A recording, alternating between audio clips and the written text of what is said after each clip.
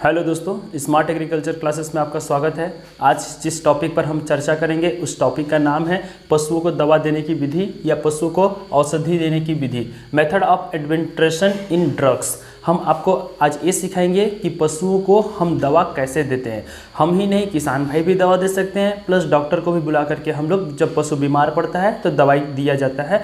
तो उन सभी विधियों के बारे में आज हम लोग जानेंगे। तो सबसे पहला जो विधि है पशुओं को दवा देने की, उस विधि का नाम है बाय माउथ, यानी मुंह के द्वारा हम पशुओं को दवा दे सकते हैं। यानी पशुओं को मुंह की सहायता से उसके अन्न नली के माध्यम से दवाई को उसके शरीर के अंदर प्रवेश कराते हैं और उनके स्वास्थ्य को ठीक कराया जाता है। दूसरा जो विधि है बाय नोज। नोज का मतलब होता है नाक। जब पशु खाना नहीं खा पाती है, जुगाली नहीं कर पाती है, मुंह नहीं खोल पाती है, उस स्थिति में पशुओं को नाक के द्वारा हम लोग दवाई देते हैं, उसको बोलते हैं बाय नोज। आगे बढ़िएगा, मलाशय के द्वारा। मलाशय का मतलब होता है बाय रेक्टम, यानी कि गुदा के द्वारा जब हम पशुओं को दवाई देते हैं तो उस विधि को हम लोग क्या बोलते हैं, मलाशय के द्वारा। शरीर के बाहरी अंग, बॉडी सरफेस के द्वारा, यानी कि शरीर के बाह्य अंग, जैसे कहीं पर चोट हो लग गया, खरोज लग गया, फोड़ा हो गया, उन स्थानों पर अगर हम लोग दवाई करते हैं तो उसको बोलते हैं बाह्य अंग द्वारा। सुई के द्वारा, यानी पिचकारी, जिसको हम लोग इंजेक्शन बोलते हैं, इंजेक्शन के माध्यम से अगर हम पशु को शरीर में दवाई को प्रवेश करते हैं उसको हम लोग बोलते हैं सुई के द्वारा औषधि देना। तो चलिए हम इस टॉपिक को आगे बढ़ाते हैं कि मुंह के द्वारा हम किस किस मेथड से पशुओं को दवाई दे सकते हैं। तो पहला है इसमें गोले के माध्यम से।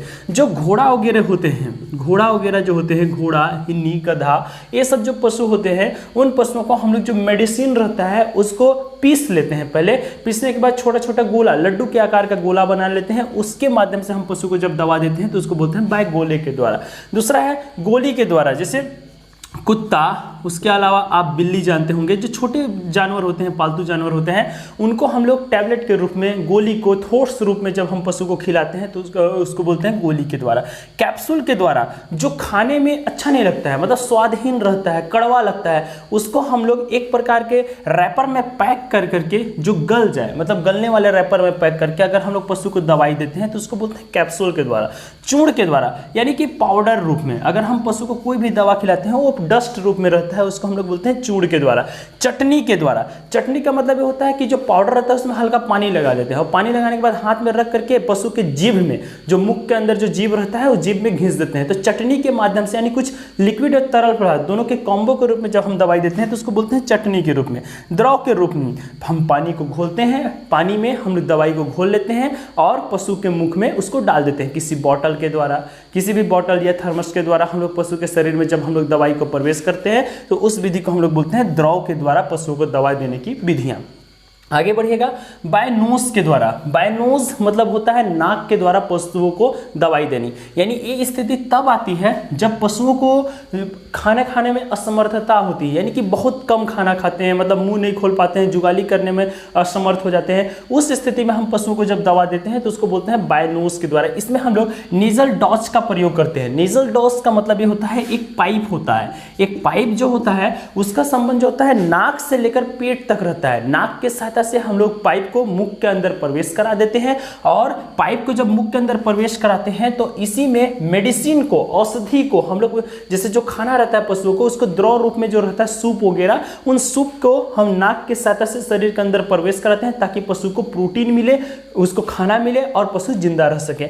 आगे है इनहेलेशन। इनहेलेशन का मतलब होता है श्वास नली के द्वारा। कभी कभी पशु को पाचन से संबंधित बीमारी होती है तो उस समय हम लोग क्या करते हैं, अजवाइन हो गया, अजवाइन के अलावा आप लोग देखे होंगे मंगरेल हो गया, इसके अलावा यूकेलिप्टस का ऑयल होता है, इन सभी चीज़ों को क्या करते हैं, आग में जला करके धुआं करते हैं और इसके धुआं को पशु को सूंघाते हैं। जब पशु सूंघता है उसके श्वास नली के द्वारा, अगर हम हवा के रूप में श्वास नली के द्वारा उसके बॉडी में कोई भी मेडिसिन को प्रवेश कराते हैं तो उसको हम बोलते हैं बाय इनहेलेशन। उसके बाद होता है आपका रेक्टम, यानी मलाशय के द्वारा। तो मलाशय में हम लोग जो दवाई देते हैं उस विधि का नाम है आपका एनिमा विधि। इसमें सबसे पहले जो पशु का गुदा रहता है उस गुदा को हम लोग पोटेशियम परमैंगनेट, जिसको हम लोग बोलते हैं लाल दवा, पोटेशियम परमैंगनेट जो होता है, उस पोटेशियम परमैंगनेट से पशु के जो एनस रहता है, गुदा को हम लोग साफ कर लेते हैं। साफ करने के बाद जब पशु को पाचन वगैरह का समस्या होता है तो अंदर में हाथ डाल करके गोबर को बाहर निकाल लेते हैं और पाचन से संबंधित दवाई को डायरेक्ट उसके रेक्टम के अंदर प्रवेश करते हैं। इस विधि को बोलते हैं मलाशय में, यानी उसके मलाशय में, एनस में, रेक्टम में, गुदा में अगर हम लोग डायरेक्ट औषधि को प्रवेश कराते हैं तो उसको बोलते हैं मलाशय के द्वारा पशु को दवाई देने की विधि।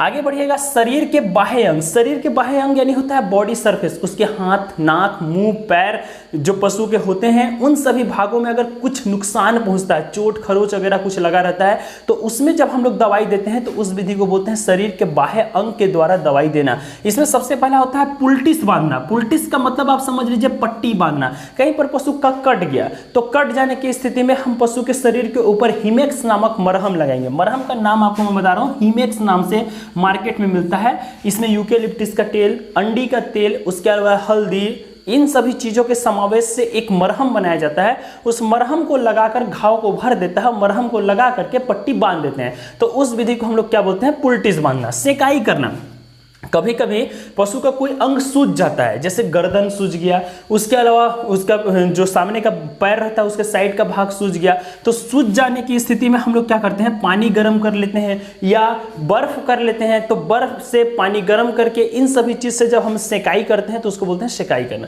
आगे बढ़ते हैं, स्नान कराना। स्नान का मतलब पशुओं को जब कोई चर्म रोग हो गया, चर्म रोग संबंधित हो गया, तो नीम की पत्ती को हम पानी में उबाल लेते हैं और पशुओं को स्नान कराते हैं। तो अगर स्नान कराने से भी अगर कोई औषधि उसके बॉडी के अंदर प्रवेश करता है तो शरीर के बाह्य अंग के द्वारा दवाई दिया जा रहा है। डुबोना, जैसे पशुओं में एक बीमारी होती है जिसको हम बोलते हैं खुरपक्का मुंह पक्का।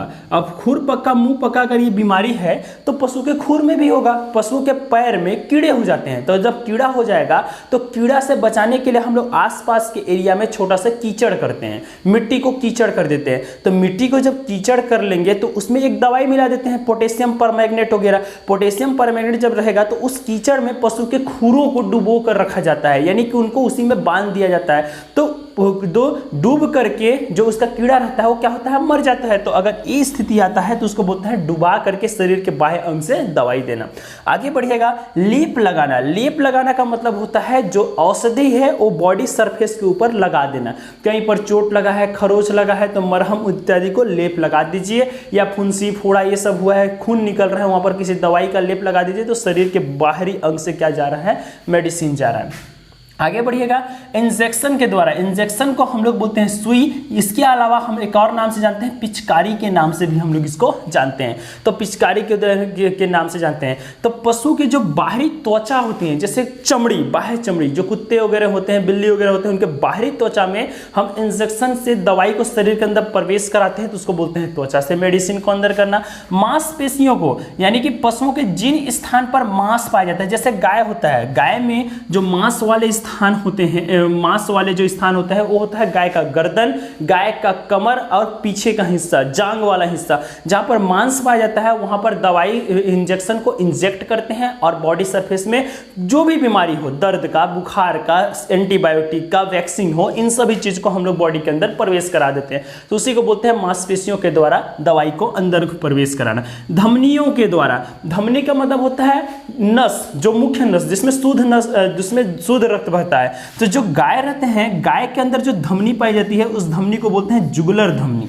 और ये धमनी गाय के गर्दन वाले हिस्से में या आप देखे होंगे पूंछ वाले हिस्से में आपको आसानी से दिखाई देता है। तो इन स्थान पर अगर हम लोग इंजेक्शन लगाते हैं और दवाई को शरीर के अंदर प्रवेश कराते हैं या बॉटल चढ़ा करके दवाई को शरीर के अंदर प्रवेश कराते हैं तो धमनी के द्वारा बोला जाता है। वैसे ही कुत्तों में जो धमनी पाई जाती है उस धमनी का नाम है सेफिन धमनी, यानी उनके उन पार्ट में, यानी धमनी वाले पार्ट में अगर हम मेडिसिन को इंजेक्शन के माध्यम से, बॉटल के माध्यम से शरीर के अंदर प्रवेश कराते हैं और पशु को मेडिसिन दिया जाता है जिससे पशु का जो स्वास्थ्य खराब है वो स्वास्थ्य ठीक हो जाए, तो इस विधि को हम लोग बोलते हैं सुई लगाकर पशु को दवाई देना। तो ये था आपको पशुओं को दवाई देने की विधियां।